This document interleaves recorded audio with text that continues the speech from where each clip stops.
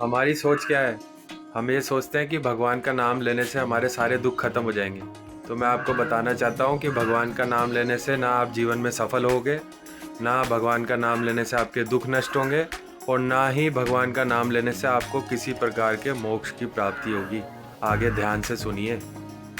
चलिए इस बात को एक उदाहरण से समझते हैं। एक व्यक्ति जिसने शाम को अपना नज़र का चश्मा बनवाया और उसने रात को पहना और सुबह वापस से उस दुकान पे पहुंच गया जहां से नज़र का चश्मा बनवाया, और उससे कहता है कि ना तो इस चश्मे से मुझे घर में कुछ साफ दिखाई दे रहा है, ना पास का कुछ दिखाई दे रहा है, और बाहर आता हूँ तो ना बाहर का कुछ साफ दिखाई दे रहा है, कि तुम्हारा जो दिया गया चश्मा है इसका नंबर गलत है।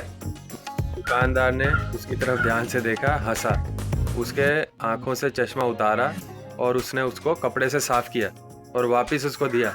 तो जो खरीदार था वो कहता है, वाह, अब मुझे सब दिखाई दे रहा है। इस प्रकार जब हम भगवान से जुड़ते हैं तो हमें दो तरह के कर्म करने पड़ते हैं। एक तो हमें अपना अंतर्मन साफ करना पड़ता है, तब हम भगवान से ढंग से कनेक्टेड हो पाते हैं। दूसरा, हमें मोह माया जो बाहर का दृश्य है उससे डिसकनेक्टेड होना पड़ता है। तब भगवान सिर्फ एक कार्य करता है कि जिस प्रकार दुकानदार ने कपड़ा लेके चश्मा साफ किया था और उसको सब दिखने लगा, इस प्रकार भगवान केवल अपने चमत्कार से आपकी दृष्टि को साफ कर देता है, आपका चश्मा साफ कर देता है। तो आपको अंतर्मन भी साफ नजर आने लग जाता है और बाहर का भी सब साफ साफ नजर आने लग जाता है, और आपका मोह माया से ध्यान भंग हो जाता है।